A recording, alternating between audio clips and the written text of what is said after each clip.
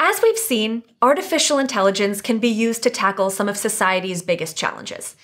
However, as with any new technology, there are many unknowns, and it is imperative that we as citizens think critically about how AI is being used. To learn more about the ethical challenges posed by AI, we spoke with Stuart Russell, a professor of computer science at UC Berkeley and a co-author of the textbook on artificial intelligence, called Artificial Intelligence: A Modern Approach. Let's hear what Stuart has to say. Ethical AI is about making sure that the benefits outweigh the risks. And so when we talk about, for example, reducing the risks from the creation and deployment of autonomous weapons, that's not so much a matter of equity, but a matter of eliminating risks for everybody. So people who are not AI developers can still contribute to the development of ethical AI in several ways. Probably the most important is to educate yourself about AI, how and where it's used, and how it might be affecting your life. And then the second thing is when you see unethical AI in operation, complain about it. It could be unethical use of information. For example, if you make a health query to a browser, it's not supposed to incorporate that information. But if you suddenly start seeing a lot of ads for products related to that health query, then you know that unethical use has been made of your information. Flagging false news stories, flagging fake videos that you know can't be the real thing. Those are really important. One way in which AI algorithms can be biased is if the data on which the algorithm is trained reflects some source of bias from society where the data comes from.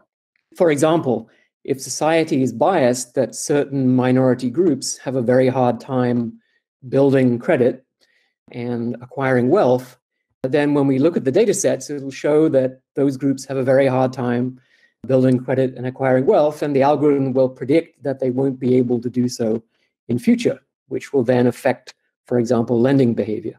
When we look at the online information ecosystem, there are many different sources of so-called information. So one of the sources of false information is computer-generated false information. So, for example, deepfakes, these are images or videos of people that are not real.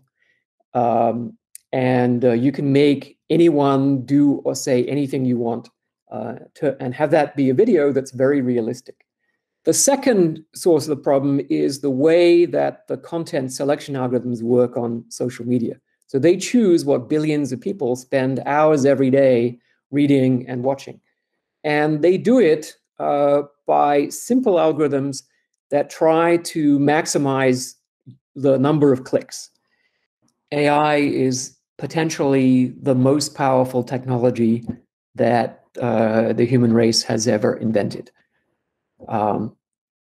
And for that reason, it has almost unlimited upside potential to benefit the human race and almost unlimited downside potential, posing risks, for example, of losing control, risks of creating weapons that will be enormously harmful, risks of installing permanent dictatorships backed up by technological surveillance and control systems.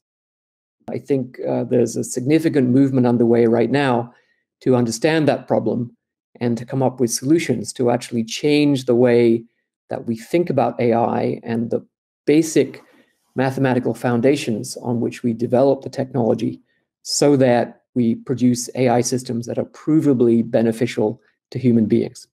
Now that we know more about the ethical concerns raised by artificial intelligence, we can have a stronger voice in the conversation. It's up to all of us to stay engaged and aware in order to ensure that AI's impact is a positive one.